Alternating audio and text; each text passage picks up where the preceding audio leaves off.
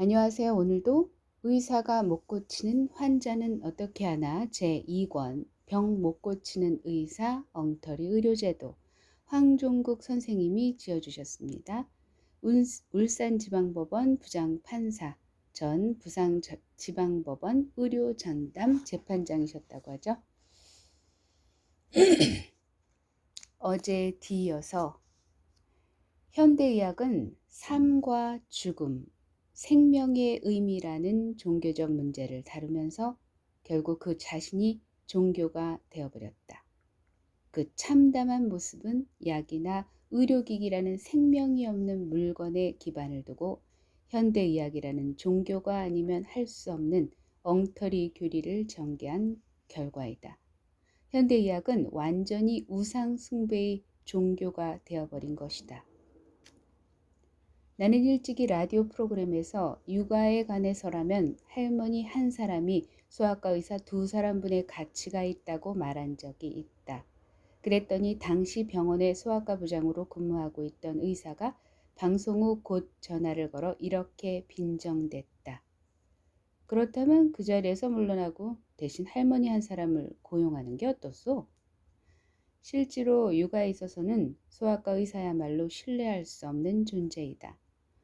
어느 가정이나 자신들이 최선이라고 믿는 방법으로 아이를 길러야만 한다. 전문가의 의견은 그것을 증명할 수 있는 근거가 없는 한 들을 필요가 없다고 판단하는 것이 현명하다. 도덕성이 결여된 사회제도에서는 죽음에 이르게 하는 의료밖에 받을 수가 없다.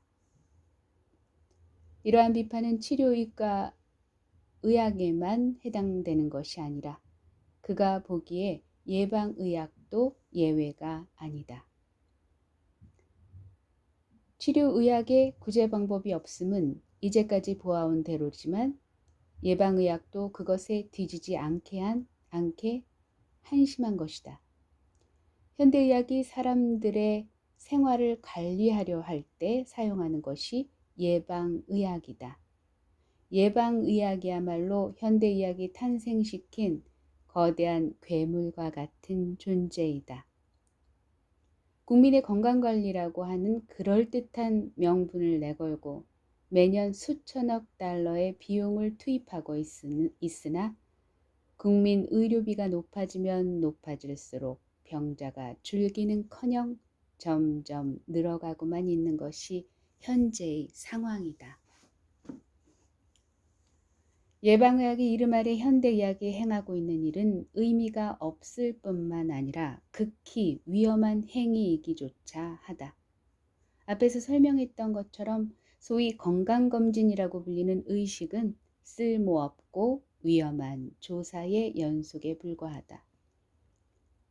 의학계가 국가와 손잡고 추진하는 예방조치는 그 태반이 위험하고 무의미하다는 점에서 현대의학이라는 종교의 수많은 의식 중에서도 가장 두드러지는 것이다. 전염병 왁친 접종, 여러 가지 예방 접종이 그 전형으로서 접종이 원인이 되어 사망하는 사례를 얼마든지 찾아볼 수 있다. 1976년 부다 인플루엔자, 돼지 인플루엔자 바이러스에 의한 지극히 전염성이 강한 인플루엔자의 대유행은 예방접종의 위험성을 깨우쳐준 대표적인 예이다. 정부와 매스컴이 철저히 조사한 결과 왁친이 원인이 되어 길란발레 증후군, 양발의 마비나 동통, 지각 이상, 호흡곤란 등을 야기하는 급성 다발성 신경염이 565건이나 발생하였으며 예방접종을 받고 나서 몇 시간 이내에 30명의 고령자가 설명이 불가능한 죽음에 이르렀음이 판명되었다.